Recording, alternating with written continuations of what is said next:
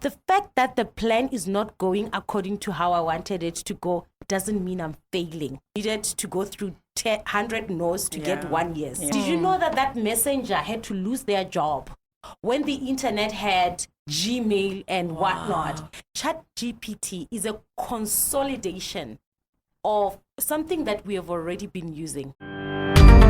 Disrupt yourself or be disrupted with Nicky, a kick-ass author, international keynote speaker, digital knowledge amplifier, and a voice for those who yearn to reinvent themselves.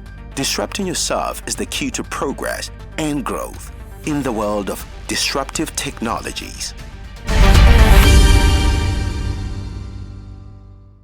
Welcome to another episode of Disrupt Yourself or Be Disrupted podcast, your gateway to 4IR. And our guest today is no other than Ame Zacharia. She is a digital brand strategist, a marketing expert, and a business coach. You are welcome to this podcast today, Ame. I've been looking forward to having this conversation with you. I've been looking forward to this episode as well and seeing you, yes. Thank you so much. Thank you for making the time to come. Yes. I know that it was sort of short notice. And I was crossing my fingers like, okay, is she going to say yes? First of all, I'm excited that you do have a podcast and that it's called Disrupt Yourself because this is so important. Absolutely. And I'm so happy for yours, like short notice or not. I'm going in to celebrate my girl. So yes, I'm happy to be here. And I know that you are one of the people that, really takes disruption seriously, yes. Literally. So I felt like there's no better woman to have this conversation around disruption at the very beginning of the podcast than Ame. And so my very first question to you would be, how is personal disruption important? How important is personal disruption in this digital age? Okay, I'll start first of all by saying disruption, at the very core of disruption is change. Absolutely. And as people, we have to realize that change is not a bad thing. From the time you were conceived to the time you were born to the time from primary school until you've been changing. Oh, yeah. So change is the only constant that we have. There is a great philosopher who says the only constant that we have is that there's change. So being able to accept change as a normal and being able to dance with it, which means allow it, because it will happen either way. Absolutely. Allowing it means that you control where you stand with change, and that means that the disruption finds you positioned to ride on its wave. Absolutely. So that you become a success due to the disruption. So it's important that people should disrupt themselves, and in other ways, people should allow change to happen around them, in them, because change is the only constant. Really. Wow, there's something you just said now that I have to highlight. Let disruption find you position to ride on the wave. That is so profound, yes, and powerful. And so to continue the conversation, in what ways have you personally disrupted your life? I've disrupted my life by intentionally having I think also it comes off with being a business coach. The ability for me to sit down, have a day plan, a 5-day plan, a 3 months one. I even have a 100-year one. Oh, wow. It's not even about me saying I'll be alive. That's awesome. But it's the question of how will my legacy be spoken about? Am I preparing structures in place? So I've disrupted myself in such a way that I don't just plan with one scenario. I plan with at least 7. Wow. The blessing of being a strategist, I think one of the things I learned in my master's, I did a master's in strategic management, is that you need to work with scenarios. Like right now, if this happens, I will do this.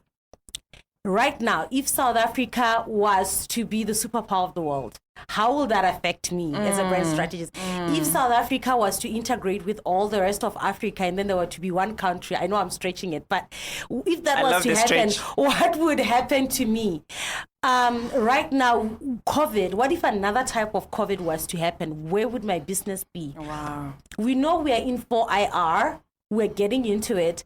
But what if something happened as disruptive as COVID and we jumped to 5IR in like 2 months? What would that look like? Yeah. So the way I've positioned myself is that I make my life plan, but I work with some scenarios that are varied. Obviously using the information that I have. Yeah. But also growing myself from inside to be a person who understands that the fact that the plan is not going according to how I wanted it to go doesn't mean I'm failing. Absolutely. It means I have to be adaptive and pay attention and be aware and use wisdom and look for counsel to actually know what to do next. Absolutely. So either way, it's still, it's like, it's the decision that whatever happens, I win. So it's that expectation that things will change, and that I plan in scenarios, multiple scenarios, and I allow myself to understand that the fact that, for example, last week I didn't know I would be here. Exactly. So the plan disrupted me. Was it a bad thing? No. It's a great thing. It disrupted me, but it also gave me an opportunity to come celebrate with another woman whose voice is amazing, and Africa has been waiting for your voice. But at the same time, for me to be here, to see this new place, to meet you again after such a bit of time, to meet him, to also learn from you, you know, so it's a beauty. It's accepting, We're learning from each other. And, you know, to those watching and listening, this is what positioning looks like. When she talks of you positioning yourself to ride on the waves of disruption, she has practically in the first minute or so just explained how she has positioned herself to ride on the next wave of disruption. If it does happen, whether it's a pandemic, God forbid, another pandemic. But she's ready, guys. She is ready. And this is one of the things I'm like, wow, she's not just talking the talk. Like, she's literally told us her plan on what positioning to ride on the waves of disruption looks like. That's really powerful, Ame. So tell us, what inspires you in regards to you disrupting yourself, or maybe in regards to business? What is it that inspires you? What inspired me before I became a mother was the women in my family. Thank God I lived to meet and see my great-grandmother, my grandmother, my mother. A wonderful, like, there are a lot of powerful women in my family. And what really inspires me is just seeing how they all lived through their generations. And how they somehow, in a different way, using the same wisdom principles, but adapting them in a different way. Like, they rode the waves. You know, there was a time I was sitting with my great-grandmother, and she would be telling me stories like from 1951 or 1948. You know, like she was born like back then. And she would tell me stuff, and she liked telling stories. Right? And then she used to inspire me, like, so you've lived through all these times and you managed to be the person that you are. And my great-grandmother as well. And then my mother as well. And then now when I had kids, I had this oomph. I was like, goodness, I'm inspired to also make sure that I live my life in such a way that my great-grandchildren, my great-great-grandchildren, you have stories to tell them, hear my story, may listen also to my stories about the people that have inspired me. So they are the ones that inspire me, because you know what? This is the other thing. The reason why I was excited to come to your podcast. It's the fact that I always ask myself, like, if my great-grandmother was here and great-grandmother were here and there were cameras, I would want to record everything that they say, you know? So for me, it's like, okay, it's your podcast, but you know what? 200 years from now, your great-grandkids will be listening and they'll feel inspired. They'll listen to their story. They'll obviously say, why were their cameras not so good? Because you know how it's like when you watch camera, like from a movie from 20 years ago, you just ask yourself, how did people watch something like that? Yeah, so that's what inspires me. Especially with the rate at which technology is advancing. Exactly. So we think of in the next 20 years from now, what type of cameras are going to be out there, right? Yes, that's true. That's so true. And we're already seeing tremendous amount of change happening. Okay, before I carry on, when we were on the lift coming up here, I heard you telling a story about your grandma and her telling you to sell sweets. Okay, I think this is the best time in the podcast for you to explain that story, since you just told us about being inspired by your grandmom, right? Yes. So for you to turn to this businesswoman that you are today, you were linking it back to your grandma. I was like, you're going to tell this story in the podcast. So I'm putting you on the spot right now. Yes, and I must say, for all those who are listening, the story was meant for my client. I was completing a coaching call with my client, and I was explaining to them that we all start from somewhere. You just have to learn to listen to the no's, because what if you needed to go through 100 no's to get one yes. Yeah. Then when people tell you no, you get excited that, oh, this no brings me closer to my yes. So when you get 99 no's, then you're excited. You know that your yes comes. So I was explaining to her where it started with me being able to handle objections and taking no's well was because when I was a teenager, I think I must have been doing, 13 or 14. I was in the maths and science club. I was in the badminton team. I used to go for like tournaments almost every weekend. And my grandmother wasn't having it because she didn't believe that she had to give us money that we didn't earn. So she should give me like on a Monday a packet of sweets and say that I should go sell them at school. If I don't sell them, then I should eat the sweets for my trip. So that was the story. Was that look, you have to what do they call it, flip this resource to make money, otherwise the resource becomes what you eat. I think it's similar to what the Bible says, saying, God gives seed to the sower and bread to the eater. So you realize that, so seeds can be pounded into, someone else gets seeds and eats them as corn. Another person gets the same seeds and plants them. So I think she was teaching. Honestly, for me, that was the lesson at the time. I learned that, okay, this can be something I waste, or it can be something I use to flip it and turn it into something else. So those are just the valuable lessons I learned growing up, that nothing is wasted. No experience is wasted. Nothing is wasted. You just have to be careful how you use it so that you enjoy it. Absolutely. So guys, don't eat your seed. Make sure you plant those seeds and it will come out. And these seeds can come up in any form, right? It can be anything. So do not eat those seeds. Plant them. So Amy, we're living in the digital era, and I love talking about disruption and about people disrupting themselves. And one of the areas that I really looking forward for a massive change to happen is people adopting digital skills, right? And being able to align themselves with where the world is going as technology is changing our world so fast. So what advice do you have for people who are not really yet paying attention to digital skills and trying to upskill themselves? They're still more of sort of waiting for, they feel like this is a wind that is passing, right? And the world is going to come back to some sort of normalcy. Oh, yes. You're very right about that. People believing that this is not coming to stay. And let me look for the non-hard way of expressing this, though I know this is a safe space. Let me numb it down for your viewers. But if they want it raw, they know where to find me as a coach. No. I think I want the raw version. You want the raw version? I would like to say that, look, this is the fourth industrial revolution. There was the first industrial revolution. There was the third industrial revolution. You are living in this age and you are refusing an industrial revolution that is existing in your time.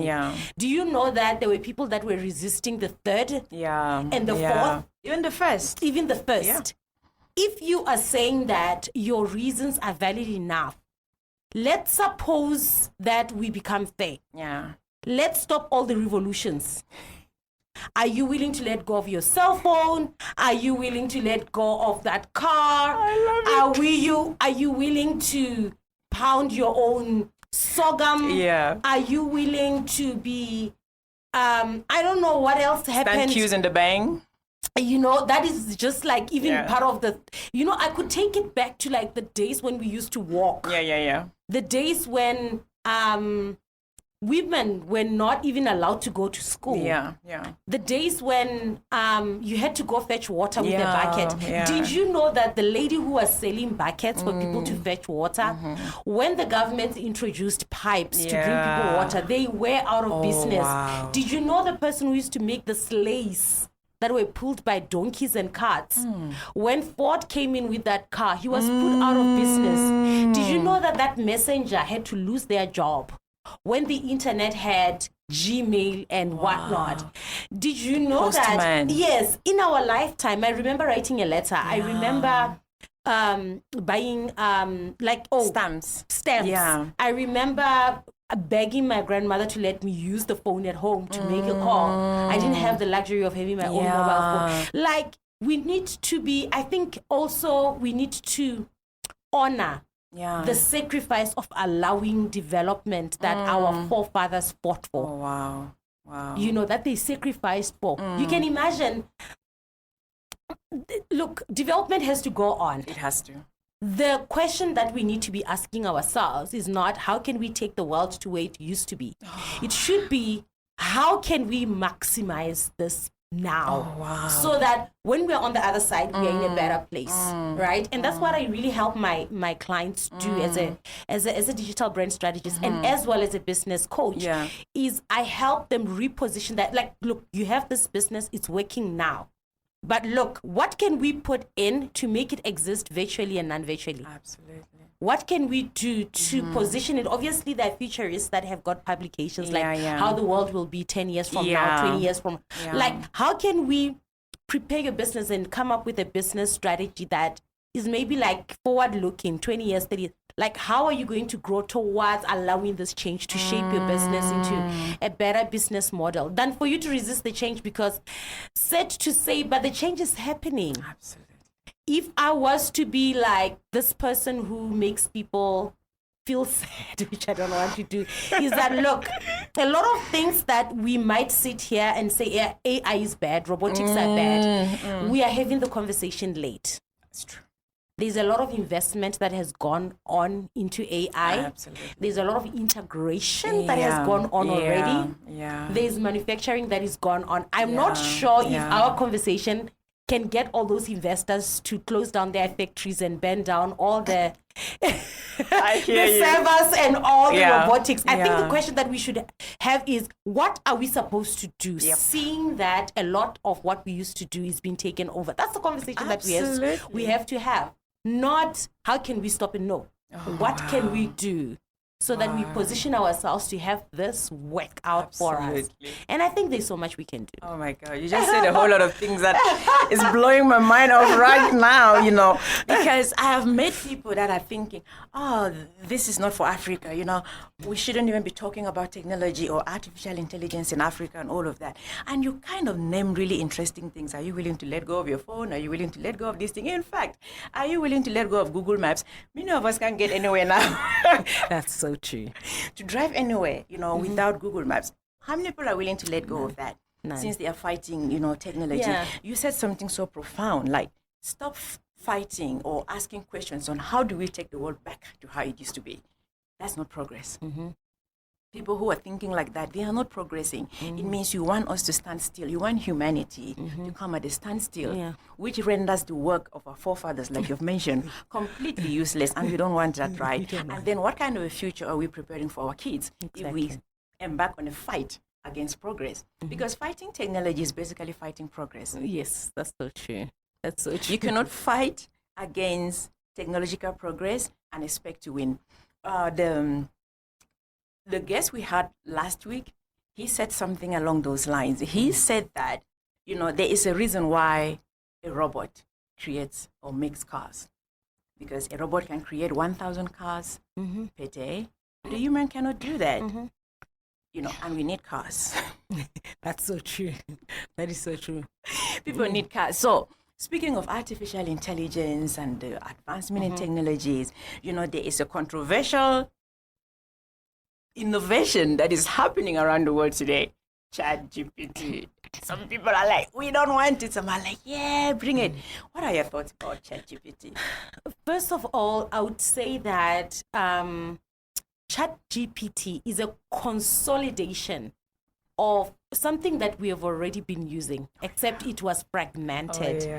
We've been using spell checks, grammatical, what is this thing on Word? Grammarly. Grammarly. And this thing, it underlines and it suggests a sentence for you.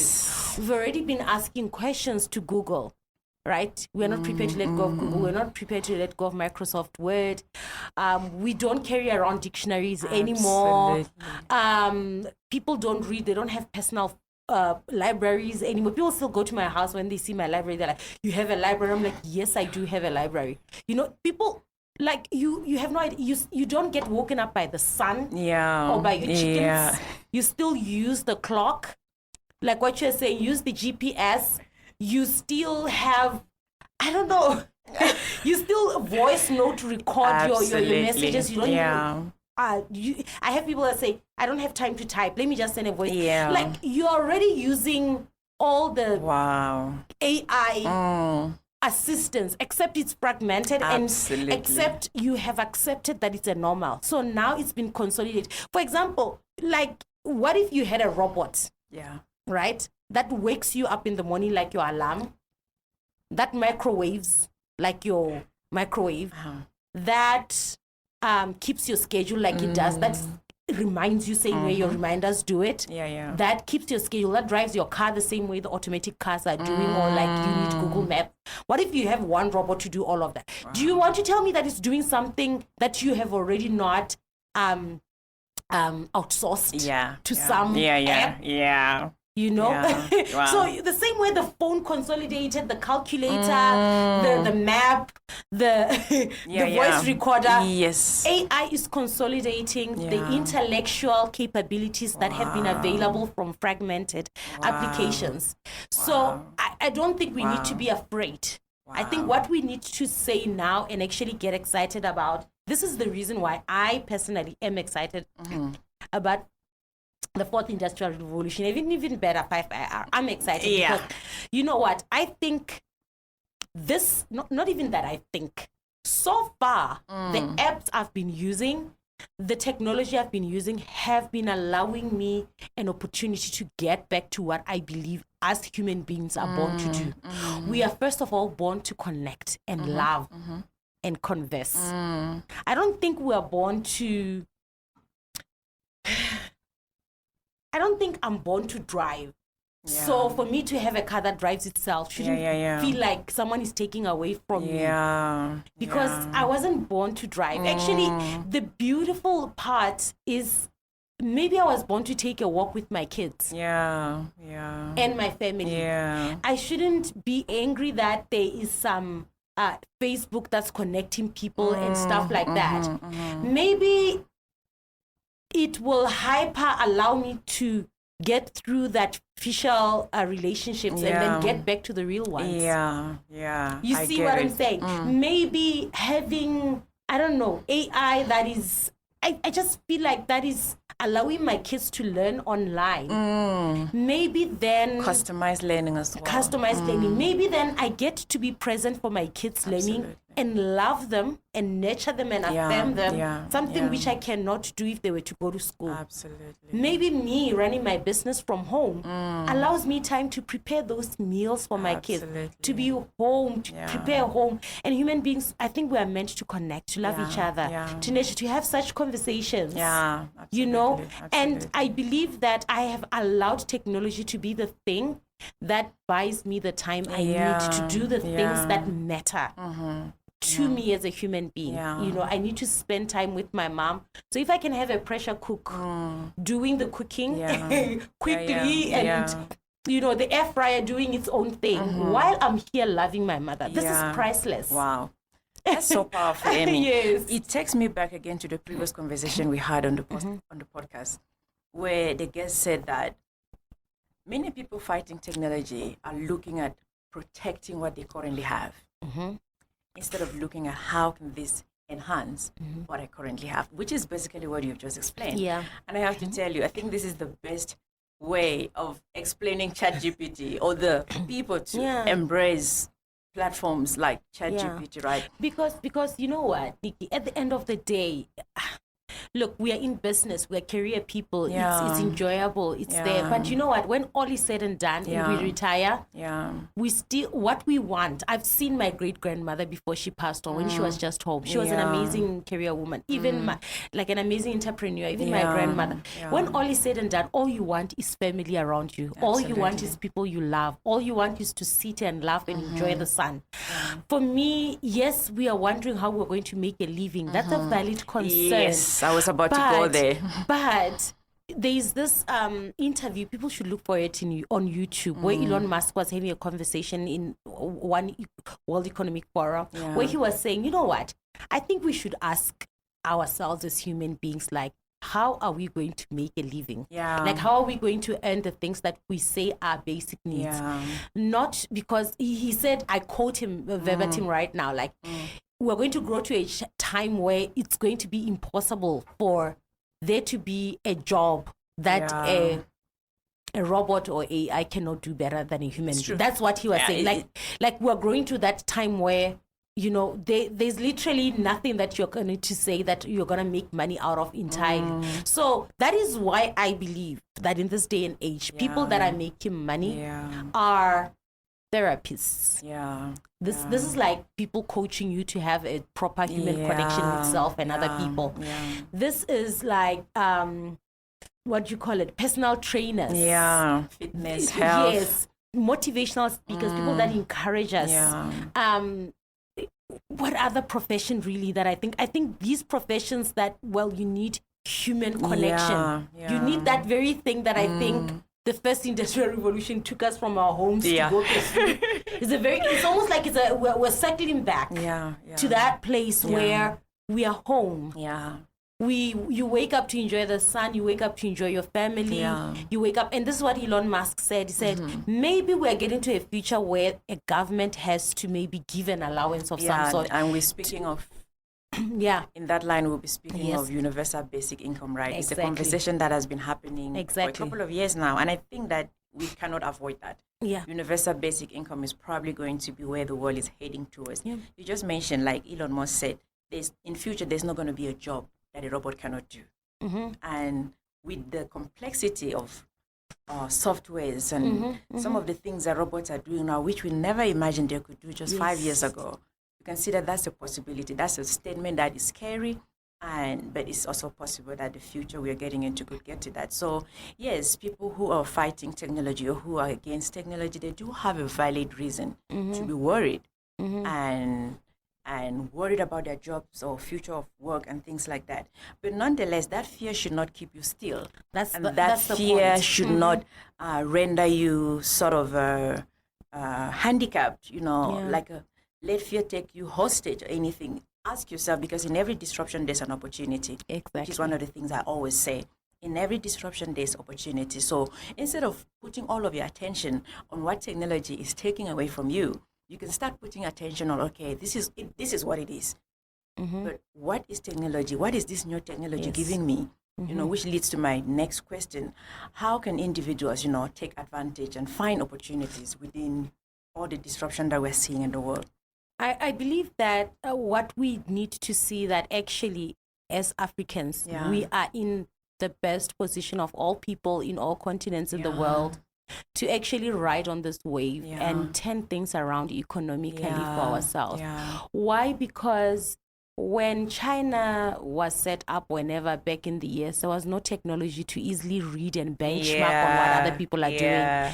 America, the forefathers and whatnot, they didn't have a lot of information and material and studies and case studies that we have now. I think knowing that a wave is coming is enough for our leaders, even us as individuals, because we are leaders of our homes as parents, to ask ourselves, what kind of thing, project, work, lifetime impact society, impact community project that I can be a part of? What can I do to make sure that I can learn from how I saw nations rise and try to replicate that model and see how I can use AI and robotics to be the resource that helps me rise up and actually do what we're doing. For example, right now there's been a lot of conversations about dropping the economic, the borders around Africa so that people can sell. Absolutely. This is an opportunity for us to have some sort of an Amazon, but for Africa. Where Africans sell amongst themselves, where I can do business with someone in Ghana and the tax in between the borders doesn't render my price triple the cost for someone there to buy. This is an opportunity for us as Africans to see how we can use all this technology as well as this enablement by technology to solve the problems that we already have. Right? to solve the problems that we already have and the Absolutely. information that is available. Let's see the innovations that we can make to ensure that we make life easy for ourselves. yeah. And those who are innovating, they Yeah. always make money out of royalties. Yeah. Those who are the recipients of this technology will definitely make money. And I think it's an opportunity for us to keep the African market. Like right now, if you were to just calculate properly, like let me not even say calculate how many stuff we import. Just to you right now, what we're wearing. Which brands am I wearing that are African? Right? Absolutely, yeah.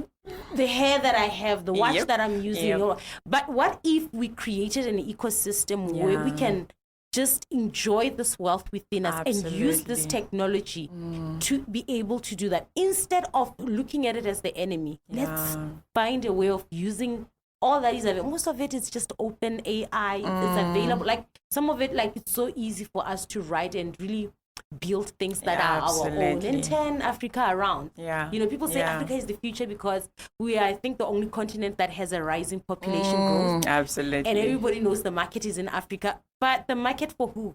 Yeah. Should it not be the market for us? Absolutely. So we need to Absolutely. really I love use that. it in that way. Yeah. Yeah. Yeah, that's really great.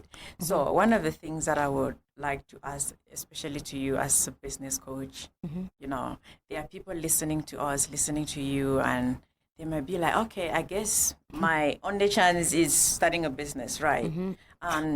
What sort of mindset shift do they need to be able to like start their own thing, be self-sustaining, which is one of the things I advocate for? Instead of just sitting and complaining, I don't have a job, I don't have a job. I do advocate people, start something, be self-sustaining. The opportunities that come with disruption is also your ability to start something online. Some of the barriers that you needed, maybe thousands to be able to start a business, the digital space has brought that down. You can be able to start something on social media or whatever and grow from there. So but more on mindset. What type of a mindset shift do people need to be able to get into entrepreneurship or being self-employed and things like that? I believe that it's your ability to know self. Yeah. Because, we are in the age of personal brands, not corporate brands. People want to connect. That's, you see, this is what I meant, like AI, like will replace things that human beings can do, but there are things that human beings can only do. Yeah. That is why we're in an age of influencers. People are looking to connect with real people. Absolutely. Not just some advert that's saying buy one, get one free. They want to see someone smiling with family because that's what we crave.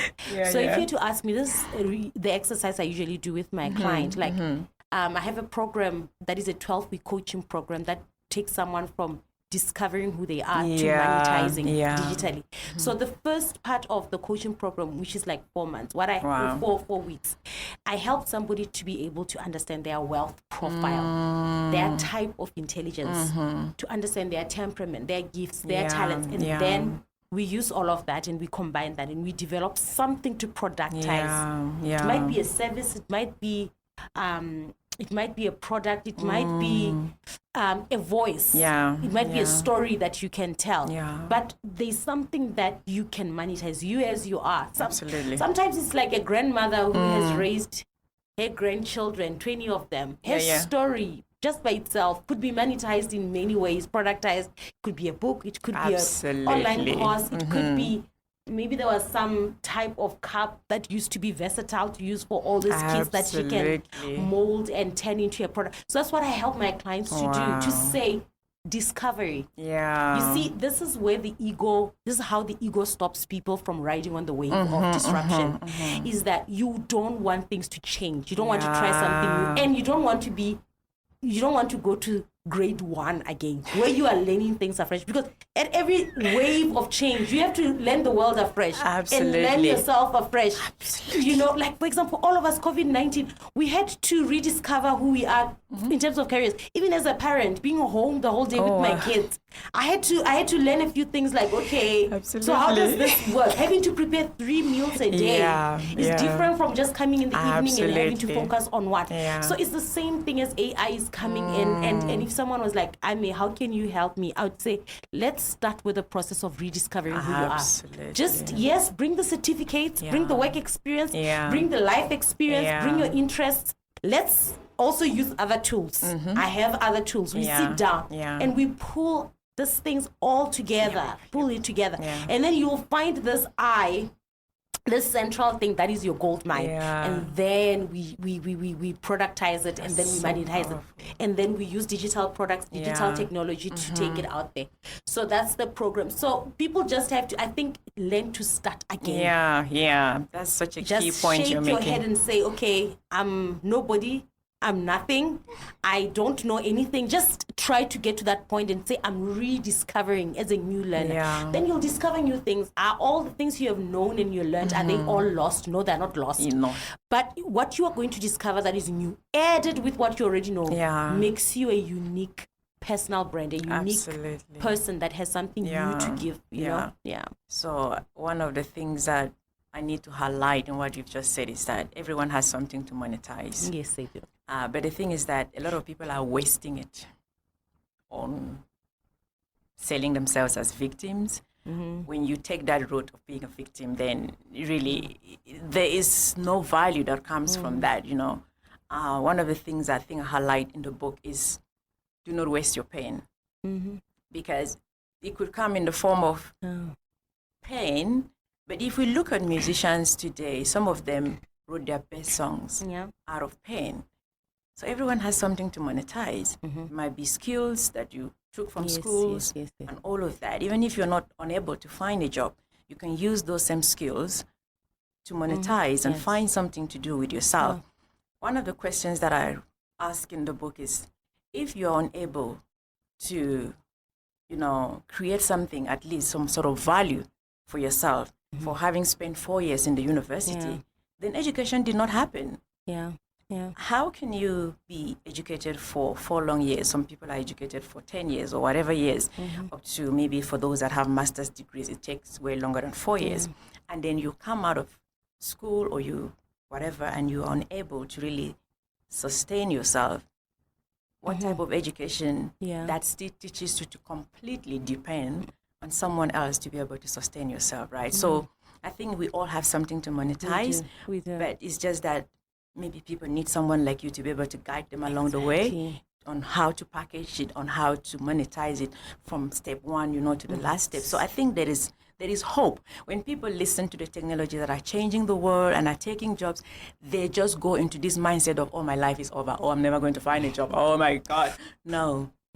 The knowledge you have, even if there's no organization that you can share that with, there's a big world out there that you can use, you know, that knowledge to impact in one way or the other. You just need to be, are you willing? The question is, are you willing? Instead of wishing for the world to be the way our parents were. When they came out of university, they had a job waiting for them, and they worked in one company maybe for the rest of their lives. That is not our story today. But are we going to sit and lament instead of doing something with what we have? So I think that is quite, something that you're bringing. And I know you have to go take care of the kids. So we have to end here. As much as I would have loved to talk longer with you. But I know next time we'll probably get deeper into some of these things definitely. That fire coming out of you, you know, I want it. So, so what are your final thoughts to someone listening, to someone like, okay, I think Ame just disrupted something in my thinking. What are your final thoughts to someone like that? Yeah, it's something you mentioned, that, look, your fears are valid. I think fear is a natural human reaction. Absolutely. When something new shows up. Right? It's actually, we feel fear more than most emotions. Every so single day. I think we need to get to that point where when you feel fear, don't assume something is wrong. Just know that you have evolved to want to survive, and fear is the first thing that triggers your survival gene. So when you feel fear, just know that it's okay to be fearful. But train yourself to feel the fear and still sit down and say, okay, fearful as I am, what available resources, knowledge, support, information do I have to survive? Because it's a human thing. We want to survive, we want to live, we want to be safe, we want to stay, we want to care for people that we love, everything that we do. For example, someone who says that I don't want to lose my job to AI. Actually, at the center of what they're saying is, I don't want to lose my ability to earn Yeah, because yeah. I have people Yeah, I'm taking care absolutely. of, that I care for, that I love. You see, so if you in the middle of your fear, if you can just read into what exactly are you afraid? You're not Yeah. afraid of losing your Yeah, job. You're afraid absolutely. of not having the needs of your family met. Absolutely. Right? So if you can reframe that, I think that's Yeah. where you need to start. Like, it's Yeah. okay that I'm fearful, but then again, what is it that I really need now? Do I need a Yeah. job, or do I need to be able to support my family? Yeah. And then from there, you ask yourself, okay, I used to not have this job before, then I got it. What else do I not have now that I need to get for me to move on from here? And then you take it from there. There are a lot of coaches. I'm available. Yeah. Your book is there enough yeah. to energize someone. You know, there are a lot of resources out Yeah. there. We're so grateful that we live in Yeah. an age where it's easy to, like right now, people are going to be listening to this. Yeah. They can locate me. They can locate your Yeah. book. They can can subscribe to your podcast and still Absolutely. listen and position themselves. So just get to that point where you are. What did my grandmother used to say? Be a responsible adult. Absolutely. Yes, be a responsible adult. Absolutely. It especially if you are the breadwinner. Yeah, yeah. You have to take that role seriously in your fear enough to want to take action. That will inspire you to start something and to do something for your family. Absolutely. So that's it from me. You just triggered so much in me that I don't want to get into right now. But for those who have been following me, you already know my story. So from what she's saying, it just reminded me of, okay, when I got laid off, I thought that was the end of the world. Oh my God. I'm like, how on earth do I survive without a job? But when you remove and reframe that fear, okay, what next? What next? This has happened. But where to from here? What next? And that is how those type of questions will lead you into your next big thing. And you may not even know what it is. If someone had told me that I could write, I would have laughed my heart out. I was like, what? Me, right? Right? What? But today, I'm a published author, I have a podcast. I can sit here and talk. These are things I never knew I was capable of until I got retrenched. So sometimes what you view as the most horrific experience of your life can actually turn to be God redirecting you to your next path or to your next event. So wherever you are right now, or whatever is happening in your life right now, remember there is an opportunity in every disruption. And fear is a normal human connection and reaction. That's how it happens. So thank you again for coming, Amy. I'm looking forward to our next conversation. Okay. Thank you so much, and congratulations again for the podcast. Sure, thanks. All right, thank you.